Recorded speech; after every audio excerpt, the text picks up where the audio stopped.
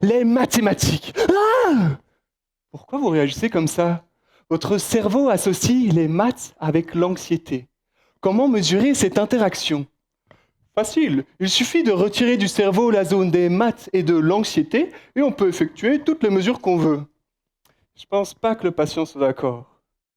Sinon, on peut soumettre le patient à des stimuli, des calculs, des images et mesurer son activité cérébrale avec un scanner.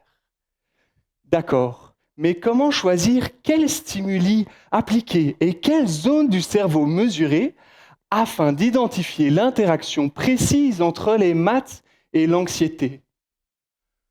Dans ma thèse, je travaille sur une généralisation de ce problème. On modélise le cerveau par un réseau.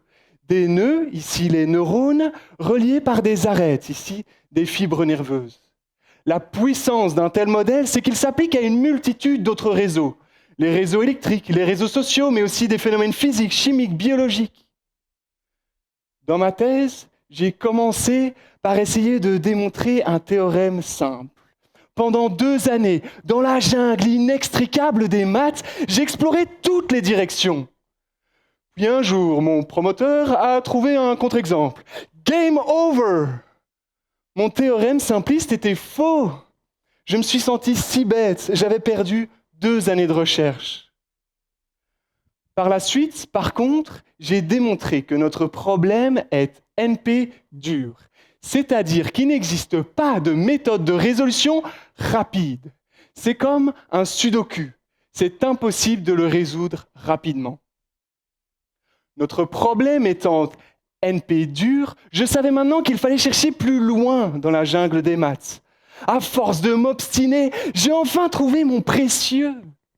Un théorème élégant qui dicte quelles arêtes du réseau peuvent être identifiées. Ce théorème se base sur un objet mathématique farfelu de mon invention, un réseau dont les nœuds eux-mêmes sont des réseaux, un peu comme le film Inception. Ma thèse est un petit pas de plus vers la compréhension de réseaux complexes comme le cerveau, pour comprendre le lien entre les maths et l'anxiété, mais aussi des maladies neurologiques. La jungle des maths m'a appris qu'il faut se méfier des solutions simplistes.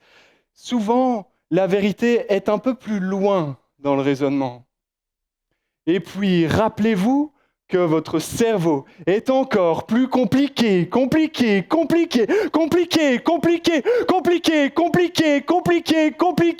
le plus dur des sudoku.